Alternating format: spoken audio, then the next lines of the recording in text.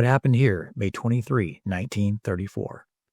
This is Louisiana State Highway 154, about 8 miles south of Gibbsland, Louisiana, where Barrow Gang members Bonnie Elizabeth Parker and Clyde Chestnut Barrow, two of America's most infamous criminals, met their dramatic and violent end on May 23, 1934. Their crime spree during the Great Depression had captivated the nation, and their fiery demise in a hail of bullets cemented their status as legendary outlaws. The pair was believed to have murdered at least 9 law enforcement officers and 4 civilians during their 2-year rampage. Bonnie Parker was born on October 1, 1910, to a farming family 200 miles southwest of Dallas in the mid-Texas town of Rowena. After her father's death in 1914, Bonnie's mother moved her and her 2 siblings to Dallas, where they struggled in poverty. Bonnie was a bright student, even winning a spelling competition in middle school. However, she dropped out of high school just before her 16th birthday to marry her classmate, Roy Thornton. At the time, she earned her money honestly by waitressing, but Roy often found himself in trouble with the law. The couple separated after 3 years, though they never divorced. Roy Thornton continued to live a life of crime, and his fate was no less tragic. He was shot to death during a prison escape in 1937, 3 years after Bonnie's death. Whether with Thornton or Clyde Barrow, Bonnie seemed destined for a life entwined with crime. Clyde Barrow was born on March 24, 1909, to a family of poor cotton farmers in Tellico, Texas, about 50 miles south of Dallas. In 1918, low cotton prices forced the Barrows to abandon farming and move to Cement City, now part of West Dallas. The family initially lived under their wagon before saving enough money to buy a tent and eventually a home.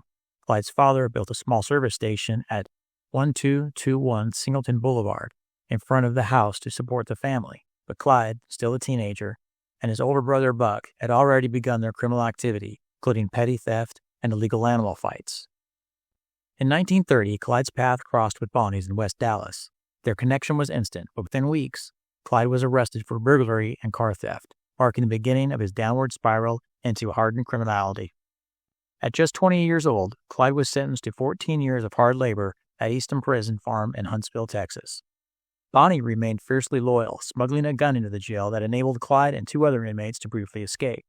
Captured shortly afterward, Clyde was sent back to Easton, where he endured brutal conditions.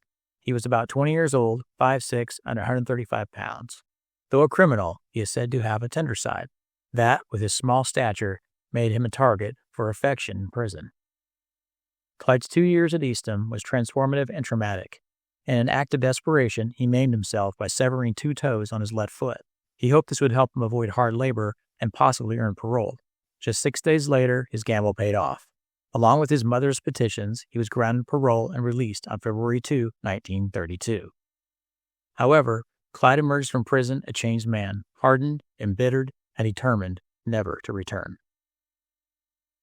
From 1932 to 1934, Clyde, Bonnie, and the Barrow Gang, which included members such as Deacon W.D. Jones, Henry Methvin, and Clyde's brother Buck Barrow and his wife Blanche, went on a violent rampage across the Midwest and South. They robbed banks, small businesses, and gas stations, leaving a trail of bloodshed that claimed the lives of civilians and law enforcement alike. The public was both horrified and fascinated by the couple. Newspapers sensationalized their exploits, including machine gun shootouts and escapes, portraying them as modern-day Robin Hoods, though their actions were far from noble.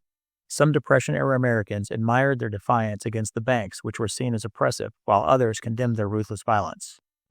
But they did not win every battle. In July 1933, Clyde's brother Buck died in a shootout with police, and his wife, whose eyes were wounded from broken glass in a previous gun battle, would be captured. In January 1934, the gang orchestrated a brazen prison break from Easton, freeing 5 prisoners, including Henry Methvin and Ray Hamilton, who was serving time for murdering a sheriff deputy in Oklahoma. 1 guard was killed. The Texas prison system responded by enlisting retired Texas Ranger Frank Hamer to track down the fugitives. With the law closing in on Bonnie and Clyde, the gang's spree of violence escalated further.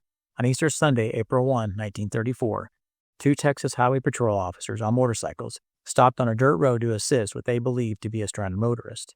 As they approached the vehicle, the Bonnie and Clyde gang opened fire, killing both officers, Ed Wheeler, 26, and H.D. Murphy, only 22, who was to marry in 12 days.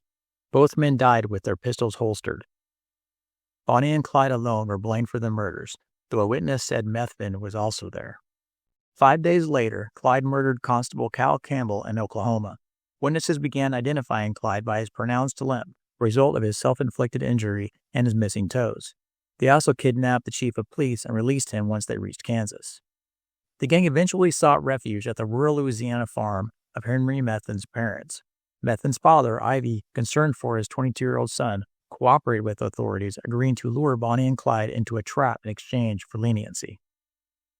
On the morning of May 23, 1934, Frank Hamer and his six-man posse set up an ambush on a remote stretch of dirt road 8 miles south of Gibbsland, Louisiana.